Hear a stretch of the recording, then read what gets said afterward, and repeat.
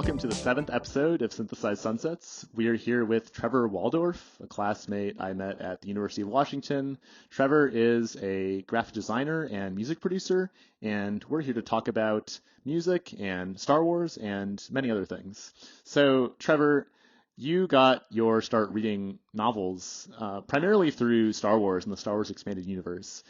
So can you talk a little bit about why Star Wars in particular is just so uniquely compelling to a certain kind of kid? I think something that makes Star Wars unique is that it is like mostly in the readers and the watchers. It's like a universe that you have to experience like inside your own head.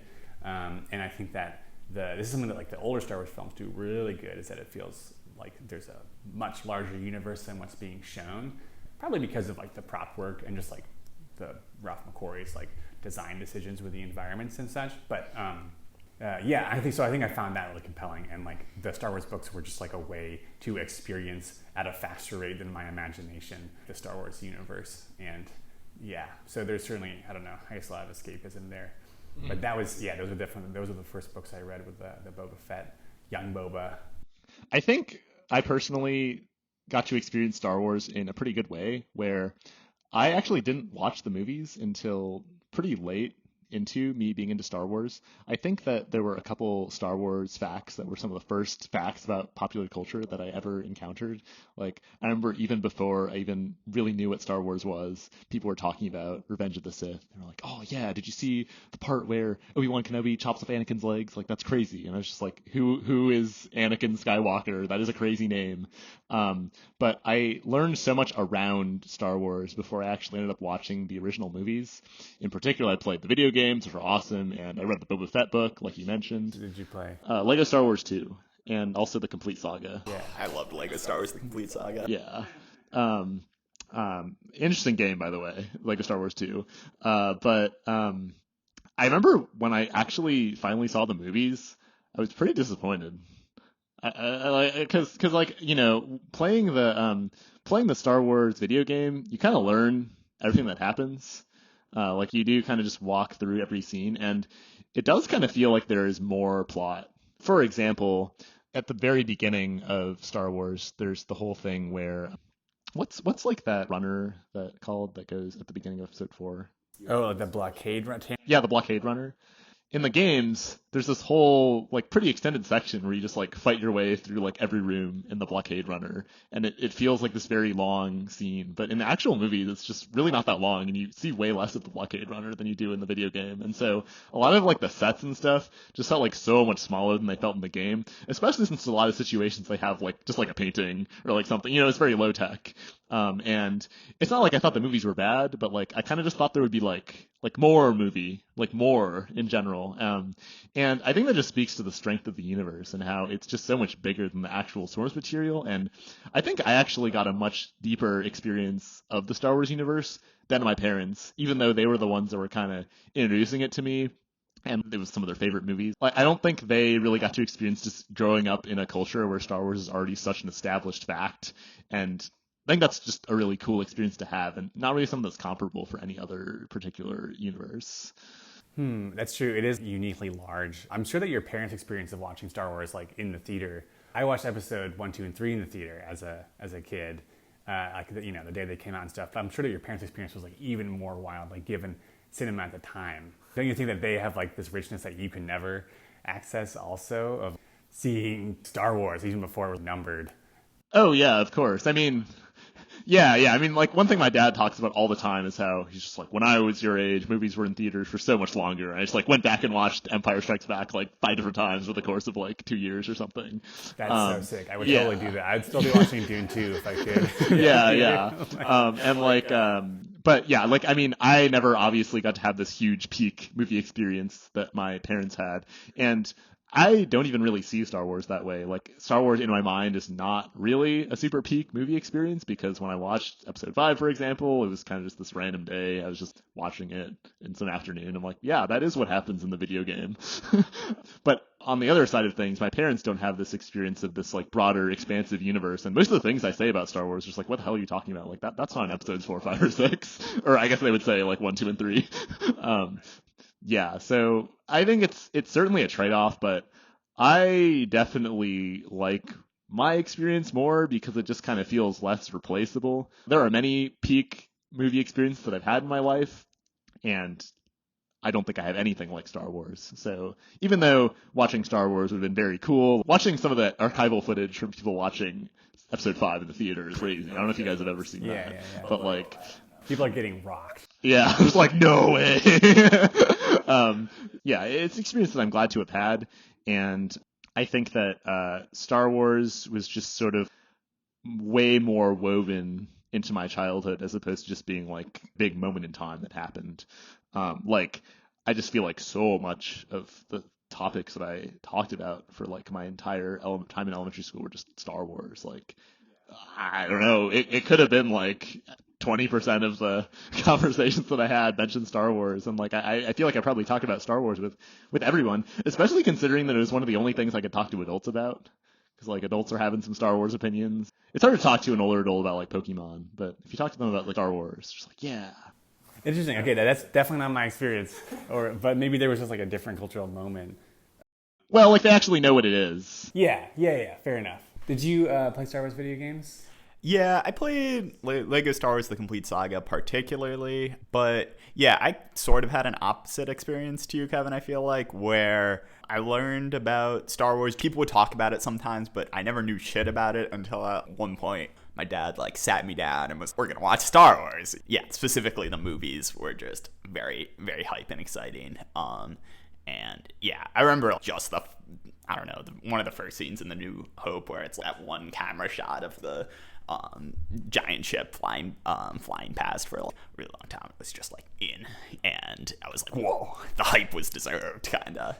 You know, in retrospect, I think my experience watching the first Star Wars movie was actually very bad, because I remember it being this thing where we were cleaning the house, and then like the reward for once you're done cleaning the house, I could just like watch Star Wars, which I was not previously allowed to do because it was inappropriate or something. And so it's like, oh yeah, after we clean the house, we're gonna watch Star Wars. But then my dad kind of just like started it, like when we were still just doing stuff, and like it was just like me like 20 minutes in, we're just like, oh yeah, like we're already watching Star Wars, like what the heck. And so I just like pop in like after that entire like opening Tatooine sequence has already happened, but like I kind of already like I already knew I knew what the opening crawl looked like because I'd played the video games. I knew what was happening in the story because I'd played the video games, so I didn't really feel like that much of value was lost. But yeah, definitely also just a pretty bad viewing experience. Yeah, I feel like the first 20 minutes of A New Hope are just so good. Yeah, overwhelmingly. Yeah. There's a lot of stuff here to jump off on. One thing is that I think there's this question for me between books, movies, and games. Which of these Star Wars mediums like borrow the most from their like cohort in their media? Like I think that Star Wars is the movie. Like I don't really know enough about cinema history to be like, oh, it's just like this, except for like Lucas's other films and like Lawrence of Arabia maybe. But I think games in particular are in some ways more Star Wars-y than the Star Wars books are, because I think the Star Wars books borrow like more from their cohort of books and fiction and like mostly pretty trash, rah-rah, military sci-fi, or sort of Indiana Jones era adventure, 1920s, 30s, 40s pulp adventure. Whereas I think the video games have a different draw on their cohort, with some exceptions of like the very early ones, which were just Quake reskinned. And I think that inhabiting the game worlds is like more Star Wars-y than reading the Star Wars books a lot. And I think that gives you like a better sense of, but maybe I'm saying that only because like I have been, gone through the same experience. But I don't know, there's something there about like the Star Wars-iness. I do think there's some kind of like decomposition you can do and some Star Wars media is like more or less Star Wars-y. Yeah, I think when I was a kid, I was very attached to there being one true version of a thing. And when someone would mess with some intellectual property in a way that I didn't think was canon, I would get really upset. I just really hated when they did live action movies of beloved cartoon characters. I'm like, that's not really what Garfield would do. That's not what canonical Garfield from the comics would do. It'd be different if they were really good, though. Yeah, maybe. Yeah, I remember when I read, I would say the only really kind of classic, non-targeted at children Star Wars novels, or Star Wars Expanded Universe books that I read were Heir of the Empire, and they did feel distinctly kind of like a little bit pulpy and just something kind of felt wrong about them. And this is not to say they were good books. I enjoyed reading them for sure as a kid, but I was like, I don't know if this is my Star Wars. And I even felt that way about watching the movies, because my Star Wars was just the video games and what people had said about it on the playground and stuff. So I think in particular, some of the characters didn't really look how I expected them to. They just I thought they would just look less like the actor. I feel like with Obi-Wan Kenobi, for example, because Obi-Wan Kenobi has been played by so many different people, there is kind of this composite Obi-Wan Kenobi that exists in my mind that isn't any one of the actors, but it's just Obi-Wan Kenobi. And I don't think any individual Obi-Wan Kenobi really looks like that one. And so I was just like a little bit, and even with the Clone Wars, especially, I remember when the Clone Wars first came out, I was very much just like, these people really don't look how they look in any version of my imagination. This is really odd. And it took me a while to get over the hump of accepting them as the canonical Star Wars characters, which I think they eventually did. But did you guys watch the Clone Wars series when you were younger, or did it take a while for you to, or have you seen it? I've all? never seen it. Okay. I watched the first 2 seasons like right when they came out on DVD, Netflix. And I was like, this is so awful. And then I watched maybe season 5 or something much later in life. I had the same experience where I was like, this is super not my thing. And I'm still very TV illiterate. Like, I didn't grow up with TV, so I had not really watched any shows, so I didn't have access to a lot of the tropes and just understanding of the pacing and formatting, which like made it a very disorienting experience, I think, in general. So that was my experience with Clone Wars. But I love the idea. Like, I was psyched about clones in general. Oh, yeah. Yeah, after episode 2 came out in the theater. Yeah. As a kid seeing them the first time, episode 2 was my favorite. Yeah. Oh, yeah. Yeah, it was like, the big battle scene, so cool. Oh, Yoda, so cool. And I think that is a failing of a lot of Star Wars media, is that sometimes it can't really decide if it wants to be kids media or adult media. I felt that really hard with Clone Wars. At the beginning, Clone Wars definitely was not aspiring to be anything more than a kids show, in my opinion. And I was just actually a child at the time, and I was pretty chill with it. But going back now and watching Clone Wars, the early seasons, after seeing the later ones that are more mature, I'm just like, this is definitely some dialogue that's written for children. This is not up to standards for adult things. And I think because the older seasons are so much more mature and good, people just kind of like to retcon stuff, be like, yeah, actually, this whole show is amazing. You want to rewatch like episode 1 of this show? You're really going to say that? Do you think that like the weird sort of tonal ambiguity insofar as like who Star Wars is for is like a reflection of the like it being at a very interesting like core place of American media culture? Like, do you think that reflects the sort of American ambiguity about like what is appropriate for children and what is not? Or do you think that is an accident of the internal structure of Disney's org or Lucasfilm's org? I would say it kind of all started with the prequels, where the Star Wars originals were kind of classic to a certain kind of older kid, mainly. But then when you had the prequels, it was unclear if you mainly wanted to appeal to people who really enjoyed Star Wars when they were a kid, or to get a new generation of kids into the franchise. And so I think they kind of got the worst of both worlds, where they kind of tried to market to existing Star Wars fans, but I think they also made a really big bet to younger kids in a way that I don't really think paid off. I think that is changing now. Like, I think that as we get further and further away from the prequels, Star Wars has kind of successfully retconned the reception of the prequels. It's been like, actually, people always love the prequels. And like, young people always love the prequels. But I think when they started, people just weren't really fans of them. I mean, I remember watching them as a kid and kind of thinking episode 2 was good and cool and stuff. But it definitely didn't hit the same way as the original trilogy, in part because it's just so narratively complicated. I don't even think my parents really understand the plot of the prequels, and this is not a dig at them, but I just think it's really hard to understand. You have this trade federation that is upset about something, and you have the separatists who are seceding for this way that's just really not expanded upon at all, unless you like read a bunch of books and watch the Clone Wars and stuff. Right. It's just not super clear what's going on, especially if you're a Not kid. very well told in that way either. Yeah, I think that's more so a failing of like the directorial vision. Going back to the expanded universe, though, do you think that reading those expanded universe novels gave you a jumping off point into some of these more pulpy genres, like older sci-fi and older everything, in a way that you wouldn't have if you just read more just exclusively more modern books. Yeah, right. You'd sort of expect that if you read all these Star Wars books, then you open a Heinlein book and you're just like, wow, even greater sci-fi. But this sort of speaks to, I think, Star Wars' odd place within genre, that as soon as you open Heinlein, you're just like, what is going on? Like, this is nothing like Star Wars. And I think like Ender's Game is like that's probably like a crossing over point for me, where I was like, went from reading fantasy, Lord of the Rings and stuff, and Star Wars, into reading. Ender's Game is kind of hard sci-fi. I don't know, is Ender's Game hard sci-fi? It's sci-fi. Yeah. And so I think that for me was a really good bridge in elementary school. And then I think you get into stuff like Heinlein and the Forever War and more modern, like the Ken Liu translations. Star Wars does not prepare you for those. It did not prepare me at all for those. But I think the aesthetics of it were enough of a bridge that I was invested and interested enough to get into the richer stuff that you maybe have to think a little bit more about to read. Yeah, I feel like Star Wars is aesthetically very sci-fi, and I feel like people who like it are probably likely to like sci-fi more, maybe. But in terms of plot, I feel like it's more fantasy than sci-fi, to be honest. Which is not, I think this is not something that we're all realizing. Yeah, I think something that people have always understood about Star Wars, and maybe is kind of why it works as well. But I think the experience as a reader, as a young reader, it's disorienting, but not a huge disappointment. And I think, Star Wars is a great entry. It's a great gateway drug. It is sci-fi in general.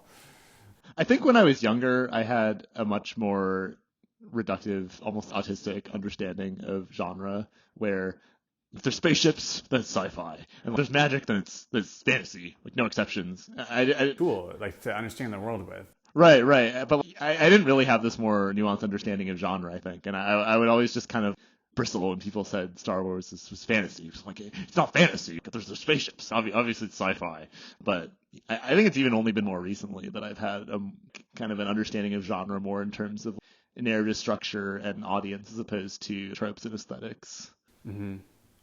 I think that you can also understand in France, from what I understand, the book selling in France is very centralized, and books are sort of sent from publishers, to bookstores, and then the bookstores will rip the covers off and throw them away and stuff on schedules, and they sort of have these seasons of releases, and it's just much more top down. Learning a lot about French literature right now by understanding the relationship between publishing and genre selection and development. And I think there's probably a similar but not so clear-cut explanation for our understanding of genre as developing readers in the United States. I don't know exactly what that is. I think that publishing is probably a huge part of it, and marketing as well. But just another way to explain that phenomena of increasing the sort of specificity of genre as a tool. I do think there's kind of a missing link when it comes to getting young readers to enjoy literature into adulthood. I think it's very common for a reader to get really into reading and then read all the way up through middle school and even early high school and kind of max out that genre basically, but then not have an obvious way to carry it forward into more adult literature. And I think you can see romantasy and this growing new adult genre. I don't know if you're familiar with this. But, is it Tamara Pierce and I'm trying to think what would be considered new adult. But Sarah J. Maas, right? Yeah, I think so. Sarah J. Maas, A Court of Thorns and Roses. It's the idea is that it tackles mature topics, like sex and drugs and stuff, but then narratively and thematically it's still not as complex. And the idea is that you can kind of keep people reading and then sort of get them into an adult who reads books by just continuing along those themes. But at the same time, I still know if that leads anywhere. I think it does kind of taper off into just more of the same. Yeah, or just an adult who reads young adult books. Yeah, or an adult who reads, but I think that this new adult category is a sign that publishers are having trouble keeping young readers reading through adulthood. And so I am kind of curious what are the jumping off points that people use to go from reading books as a kid to reading books as an adult, and if sci-fi is uniquely good at this. Because I do feel like there's a bit more of a connection. I think people who are into reading sci-fi books as a kid tend to read sci-fi books as an adult more than someone who's just kind of generically into reading. I don't know if you guys would agree. Yeah. Like, what would you say was your progression from reading sci-fi kids books to sci-fi adult books? I mean, I think to some extent, harder sci-fi books are just like more approachable to kids because they're not very narratively complex.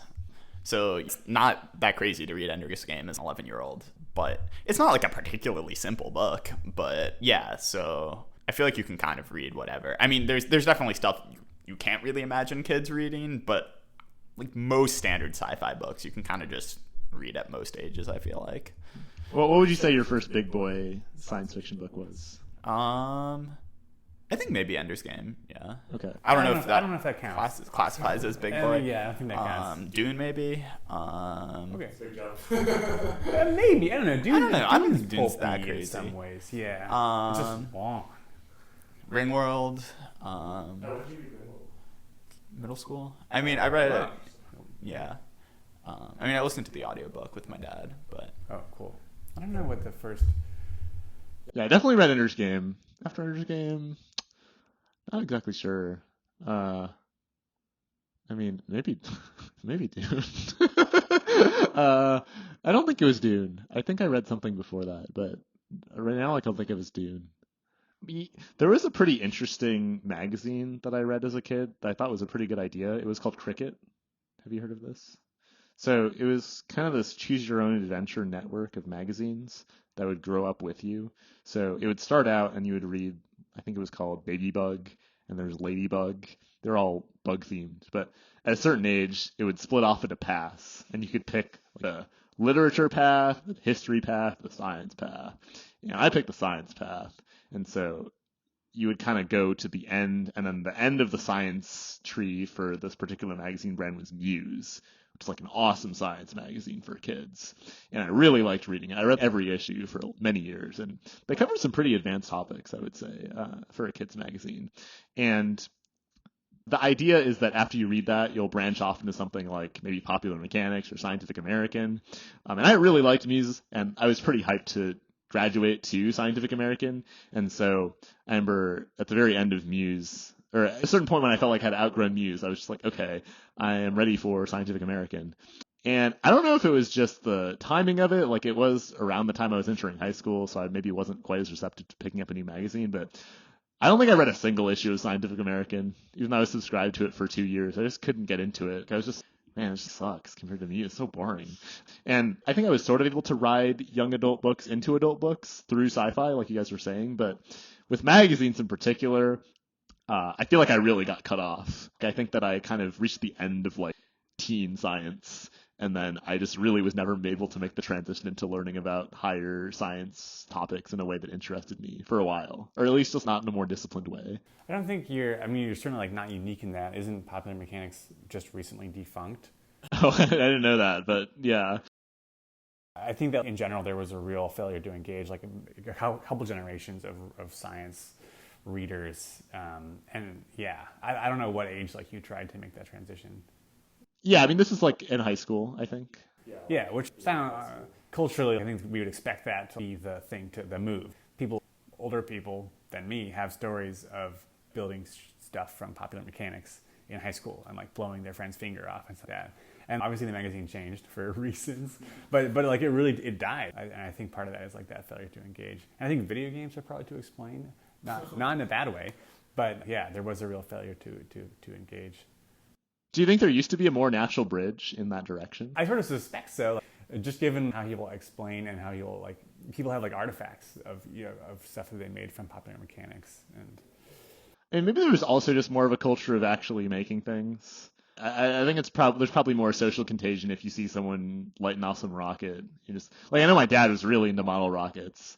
I can't think of a single person who was into model rockets in a serious way that my dad was in when I was in high school. This was not a thing. My dad was launching model rockets super high in the air with some like pretty legit fuel. And I feel like if you see that, you're just, oh, that's awesome. I want to do that. But now a lot of the stuff people are making is just virtual. And I think that, I think you're right. I think kind of a shift into cyberspace has probably disconnected people a bit from the more material science-y parts of the world.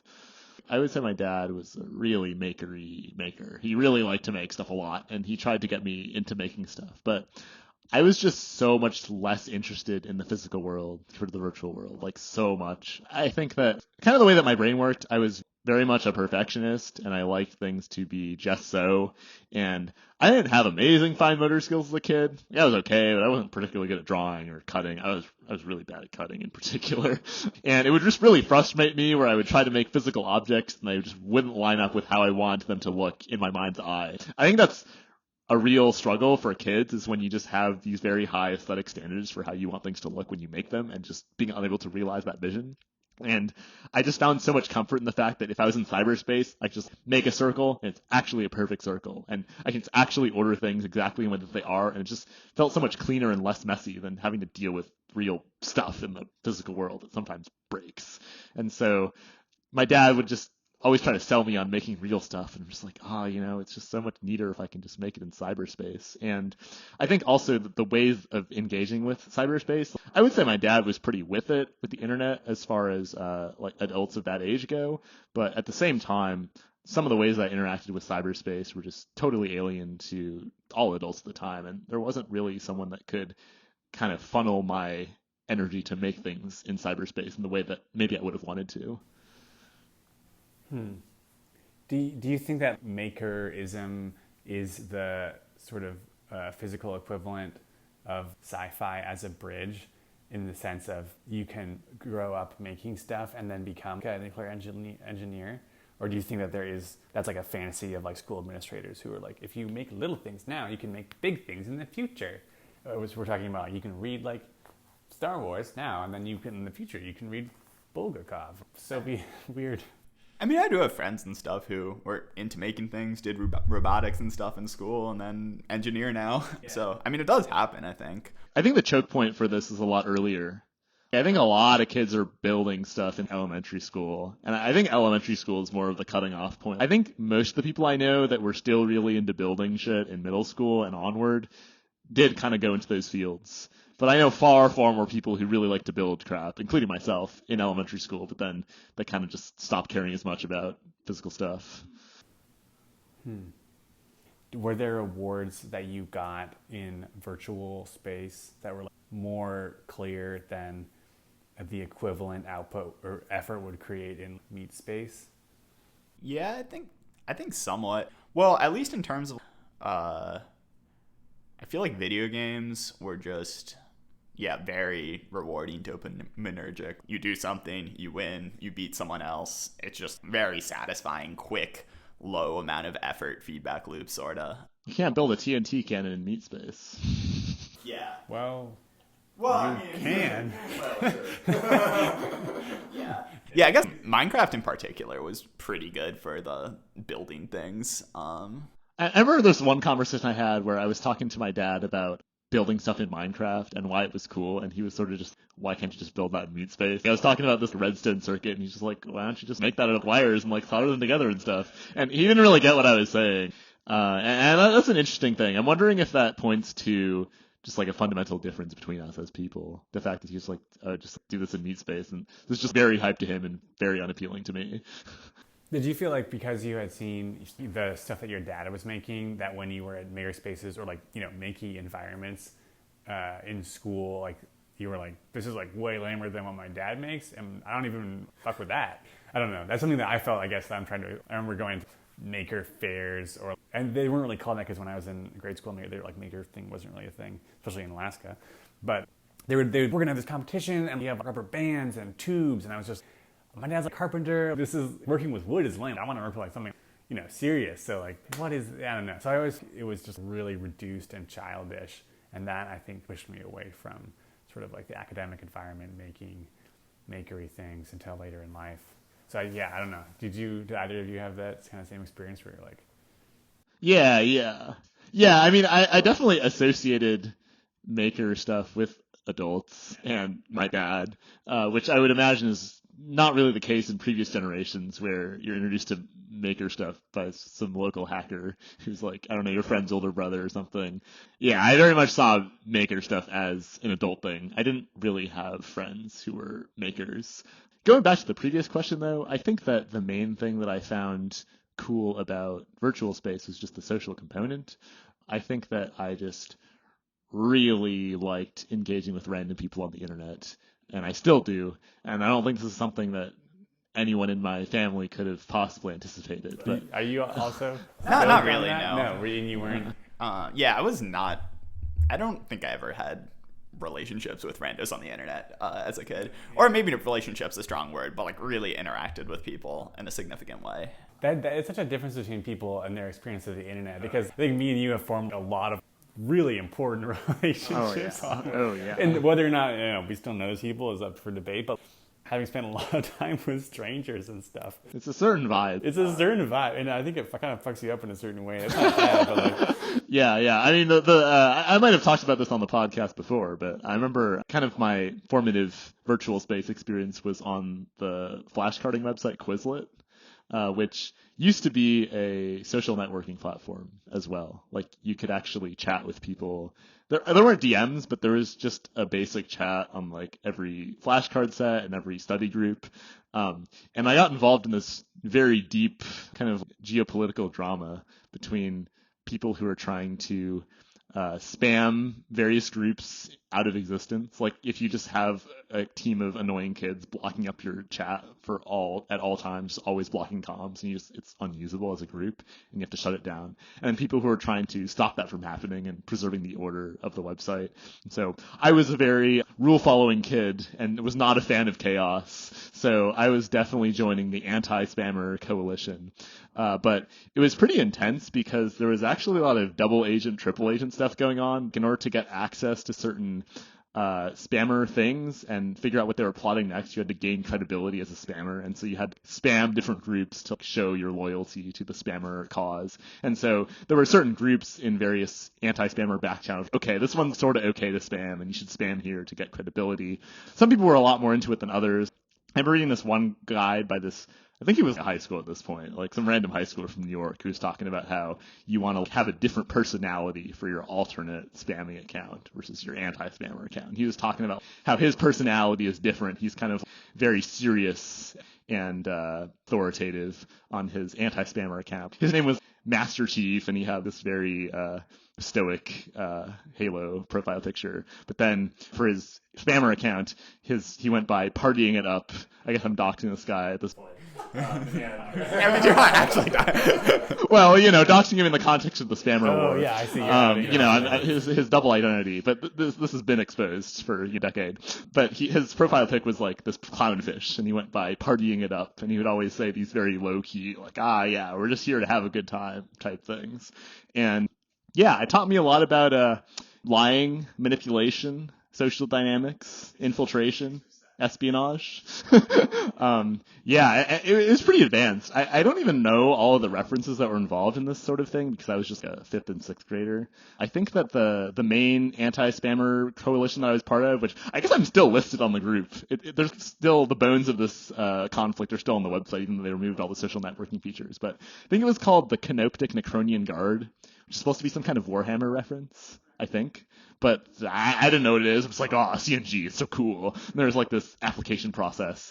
But the resolution to this whole thing is that Quizlet just decided this is way too much of a nuisance and just causing chaos on their website. And so they just shut down all of the social networking features entirely. And yeah, everyone was just kind of sad. The anti-spammers were like, we won? ? And there was a while people tried to keep it going by passing messages to each other in the form of flashcard decks. That was just really sad. Which was just like, I think that. But I missed that time in my life, and it was something that I could not really explain to anyone. How do you explain what you're doing in that situation as like a 6th grader? I would try to, there's this one time where I was explaining to my parents, I'm in like the anti-spammers on the flashcarding website with and they're like, are you talking to strangers on the internet? And I'm like, yeah, well, sort of, but it's like educational. And they're just like, is this safe? And I'm just like, oh yeah, I never reveal my real name, kids, don't worry. But I think that was just my broader jumping off point to talking to random people in virtual space. And yeah, just being able to talk to random people from around the country, and it was just like awesome. I think it led pretty directly into me talking to random people on Reddit, which is certainly a lot more dubious than Quizlet. But I didn't really have a super bad experience, and I'm glad that I did not. Online, I think I was really part of generationally mixed communities. And a lot of creative communities, and even later on professional communities. And that can always be dubious. Yeah, that's true. Yeah, that can be that's a real mixed bag. And DeviantArt changed a lot, like in that era. But and anyway, so I think I kind of got really lucky, with the exception of some Omegle experiences, of just being in pretty meritocratic and mature places where like I was like quickly learned how to behave and how to get my way insofar as expressing what you need in online spaces and stuff like that. Yeah, I do wonder what it would have been like if I participated in a more adult community. I think pretty much every online space that I was in K through 12 was just my cohort. But I don't think this was predetermined. I think that I definitely could have ended up in a situation that was more like you're describing. But yeah, I think mostly I was kind of just playing around with kids. And I feel like there are some people who are just really cooking in some kind of online creative space, and they can just kind of ride that into their adult life. And I was never in any kind of space like that. I didn't really feel like there were any digital spaces I was in that kind of built skills that I could carry into adulthood. Obviously, there were these softer understandings of social dynamics and stuff, but I couldn't bring the fact that I was really good at scatter on Quizlet into my professional life. And so sometimes I'm just like, man, I sort of wish that it's not that I wish that my digital life was more professionalized. I think that probably would have been bad, but it's more I kind of wish that there was more that I could take back or to kind of take into my future, as opposed to just having it be a cool story I can tell.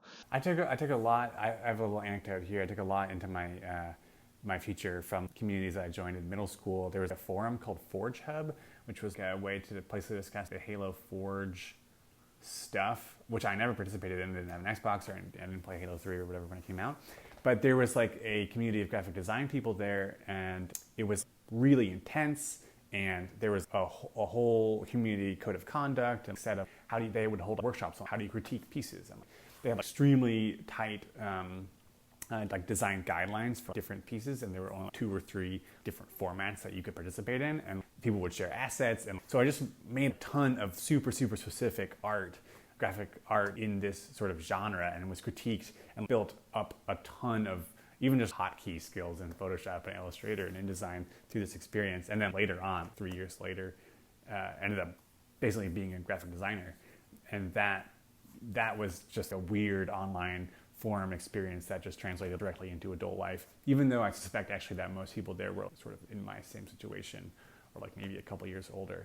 But then later on in life, as like I don't know, 8 years, 9 years, 10 years later, I met this guy, this other designer in Croatia, and we were working together on this project, and we were talking at this bus stop one evening after work, and we were talking about these online communities, and we were both making signatures on Forge Hub way back in the day, and that was how we all got our start. So I'm sure there's a bunch of other designers out there, and I'm sure there are many other communities like this that helped people launch these creative or professional careers that were little gardens in the beginning of online communities.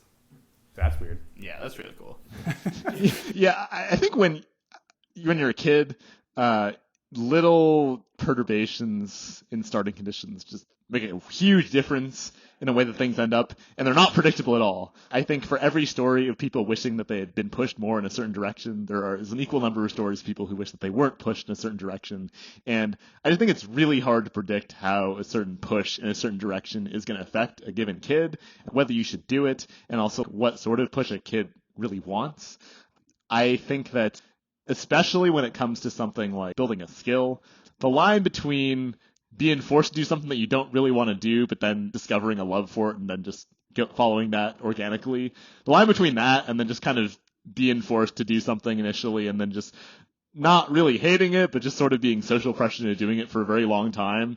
These two things look extremely similar from the outset. And I think it's just never quite clear when a kid is just going to propel themselves to just explore this thing further. Like, there's no fucking way that someone would have known that doing these anatomy flashcards for my 5th grade science class is going to make me really into espionage on the internet. And in the same way, I think it was plausible that introducing me to piano something would make me really into making music or just exploring things along those lines, which didn't really happen. And so I think that that's a very interesting problem. How do you kind of guide someone that's younger than you in a way that doesn't feel too micromanagey?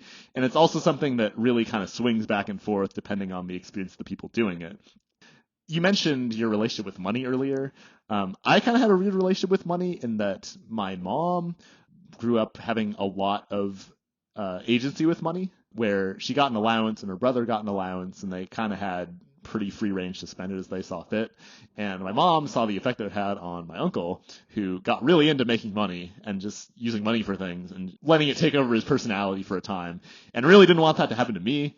And my dad was sort of not quite having that same experience, but still just kind of anti-materialistic. And so they didn't really give me much financial agency at all. They were more kind of like, okay, if you want to get something, just tell us about it, and we'll kind of just pass judgment on whether this is a good thing for you to get or not. But they were just kind of uninterested in exposing me to the world of money at a young age. And so I kind of have the opposite experience, where I feel like I didn't really learn to value money until I was honestly in college, because there was never really a point at which is, okay, now you have financial agency. I think I was always just sort of in a weird zone where I was always used to asking my parents for money, and now I had money, but it was unclear whether I actually had the freedom to spend it. But I could very easily also imagine a scenario where I'm just, I wish my parents didn't, focus in on money so hard. Like, I wish I could have just spent a lot more time as a child not really learning about money. And so I think that also the reaction that you have to your upbringing is just going to influence how you do things. And, times change as well. And I think a lot of that disconnect is pretty unavoidable.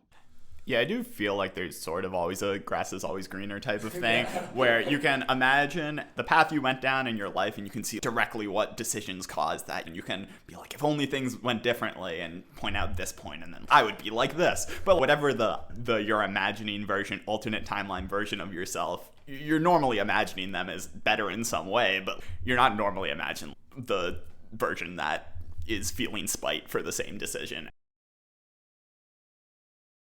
I think that kids' books are so branded as kids' books, they don't really give you the confidence that you'll be able to read serious adult books. I think this is less of a thing in the past.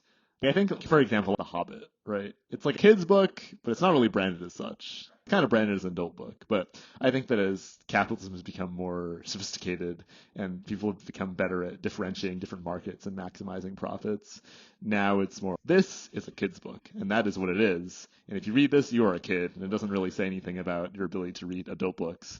Whereas in the past, I think it was more of a thing where the line is blurrier. I don't know. Do you think there's any truth to that, or is it just sort of the books that I happen to be selecting? I sort of agree that kids' books now are sort of off the chain. There's just this hyper specificity. It's tuned. Everything's like very tuned. And in a nice way. But I guess I'm sort of afraid in general of understanding things in relationship to a consumer economy past, because I don't know what things are like even in the 80s. There might have been a ton of kids' books that were super specialized. Yeah. But I don't know. Like, one thing that, maybe this is still a thing for adults, but I remember when I was a kid, the commercials for kids' toys were just comically gendered in a way that, even comically gendered compared to how adult commercials are, where it would just be like the boy commercial. There's just kids just having this very intense Nerf gun battles, like pew pew pew pew, and then they would switch to the girl commercial. Everything is pink, and there's just this big sparkle sound effect, and it was just very clear what your lane was. And I think that in kids advertising and marketing, you really kind of need to conveying a lane, I think, is less optional. Whereas with an adult product, I feel like you can kind of either lean into that or kind of not. And I think it's really rare to find a kid's book nowadays that has the same sort of lack of targeting that, say, The Hobbit had, or Narnia, or even Phantom Tollbooth. Phantom Tollbooth, it's not recognizable as a kid's book today in aesthetic. You look at the cover, it just kind of got this like old looking drawing. It doesn't have the really glossy cover with, big. I feel like just like giant sequel numbers are a big part of like kids book branding, and just like, I don't know, little like there's just all kinds of stuff that makes something recognizable as a kid's book. And I think that when all that stuff is present, you just become very, at least I was pretty unconfident about my ability to transition into the next phase. Well, I don't know about this. This is like an adult book. I mean, even when my dad would like, I do really appreciate my dad for bringing in these older kids books, because my dad would bring in some book like the Phantom Tollbooth, and I'd just be like, I don't know, Dad, this doesn't really seem like a kid's book to me. Like, what the heck is this? And he'd just be like, yeah, no, it's a kid's book. I'm like, okay, sure. But I kind of just had to take my dad on good faith that it was a kid's book, and that was just not really what my eyes were telling me. Man, yeah, Phantom Tollbooth was my favorite book for a while. Probably like age 7 to 11 or so. Very good. Yeah. Back to the fiction? Yeah, I guess so.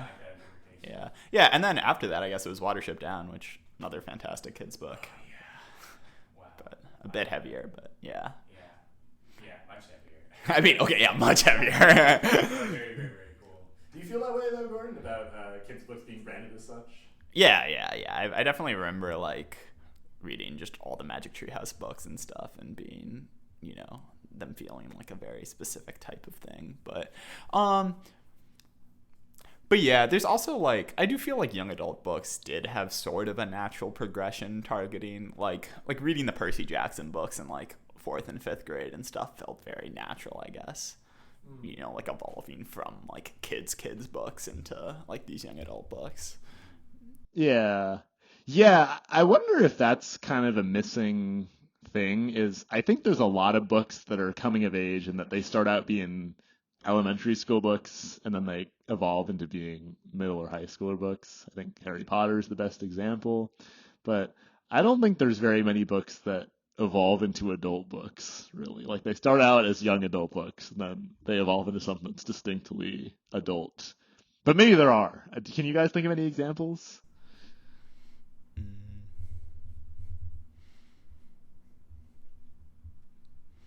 I guess the Ender's Game, maybe. I feel like Ender's Game sort of has young adult vibes, Ender's Game. But Speak for the Dead really doesn't, I don't think. Okay. Yeah, Ender's Game. Okay. But Star Wars: The Clone Wars. It feels tougher to do not in sci-fi. Like it's hard to imagine, a young adult like becoming a literary fiction book. Yeah, but I don't know. You think that would be something that would be cool to happen? Maybe there's some literary author that's trying to break out, and they decided their lane is just writing books to hook young adult readers and then sneaking them into literary fiction. Like, surprise. I'm trying to imagine it. Like, it feels like, I only read part of the first book here, but it feels like Wizard of Earthsea or something could have, like, been that type. Like, I feel like Llewellyn could have been an author to do that. Yeah. I kind of like this idea. And it feels like something that some people are capable of doing. Like, like Naomi Kanakia on Substack. Like, she is mainly a young adult author, but she writes about literary fiction mostly on Substack. Like, she's writing articles about the Mahabharata translations. I could totally imagine it. And it also just feels like an interesting pathway from a business perspective. Like, I feel like you would have a more natural audience that you could tap into that's unique. I sort of suspect that there's a huge incentive to stick to, if you're making YA novels and you have a real audience, I think there's a huge incentive to stick. Well, yeah. I mean, just making straight. I guess I'm more saying trying to sell literary novels. Yeah. Okay, I see. To write the first couple. Yeah. I think YA novels just seem obviously more lucrative, or like new adult novels. But if you're trying to write some very serious literary fiction, I just imagine like, how can I scheme to force little high schoolers into growing into these books? You're kind of grooming them to receive your message. Yeah, I do feel like there is some extent where, as a young adult novel, like Rick Riordan, for example, was like very big, specifically like perfect for our generation to like growing up and reading all the books as they come out. But there was some point where, as he kept making more young adult books, but we just like grew out of them, and I think they were just like less popular because the next generation didn't have the same like in the zeitgeist thing. where I feel like it was possible that, I don't know, if he cooked up a literary fiction book, I probably would have read it in high school for sure. Do you think it's an artifact? Do you think this is like a property of the publishing system that prevents this? Or do you think it's just a wildly different job description to write lit fic as opposed to YA? Yeah, I don't really. I think the authors that could compellingly do this are pretty few and far between. Yeah, and also just kind of set writing YA. It feels like a direction that's more interesting from the literary direction in terms of why you'd want to do it. And I feel like a lot of such authors wouldn't want to stoop to writing some young adult novels just to groom people into reading their literary fiction. Yeah, I don't know. I do think there are people who could. Le Guin, I mentioned. I feel like Neil Gaiman could do it. But Le Guin seems kind of unique in that she's one of the few literary authors that really went to bat for the value of children's literature. I feel like a lot of literary authors it's just for kids. I write serious novels for serious adults. I feel like to some extent you could argue Narnia does this a bit. I think especially I don't remember it that well because I read them pretty young, but I feel like especially the last Narnia novel felt much less of a kid's novel. Like Lion, Witch, and the Wardrobe really felt like a kid's novel. That is true. I read The Last Battle when I was very young, and I was like, whoa. Yeah, I mean, that is not appropriate. That is not appropriate for my age. Yeah. So, I mean, yeah, this was obviously a while ago, but I feel like it sort of might be an example. Although I definitely wouldn't call, like, The Last Battle a literary fiction novel. Yeah.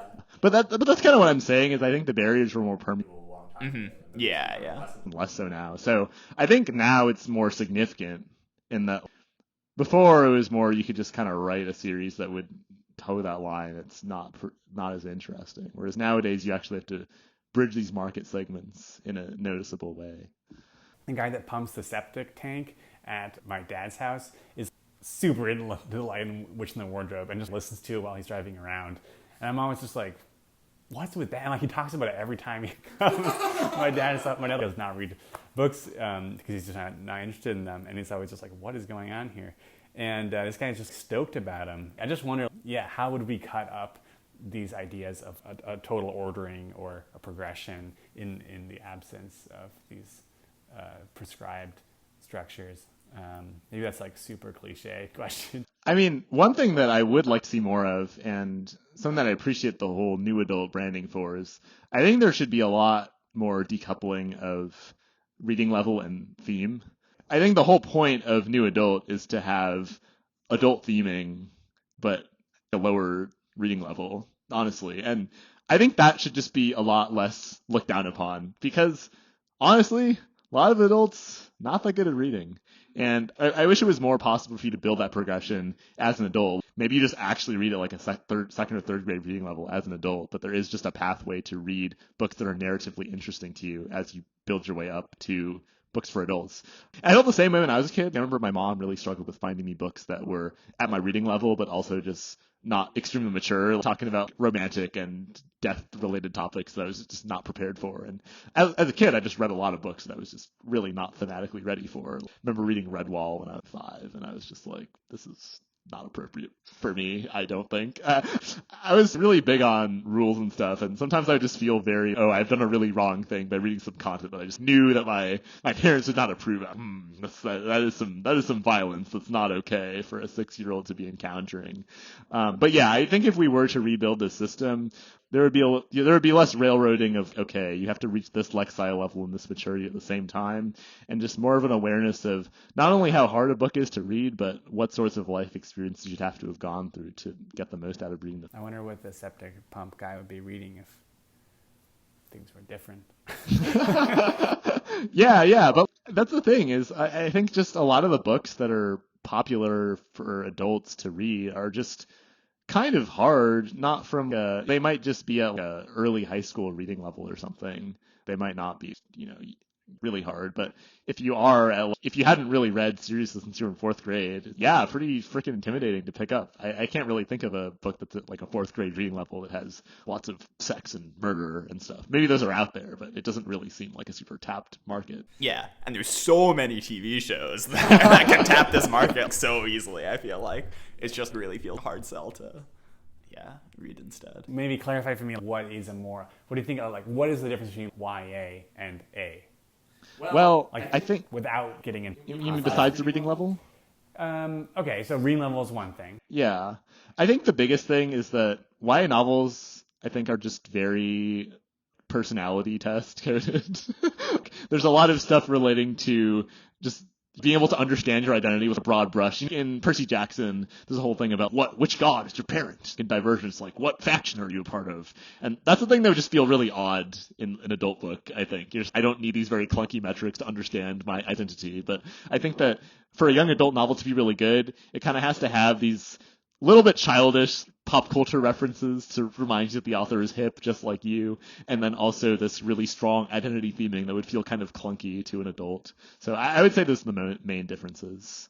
And then also just shying away around topics that are like, too inappropriate. You're not going to have a graphic sex scene in Percy Jackson, or even a sex scene at all, because, it's not going to clear the publishers.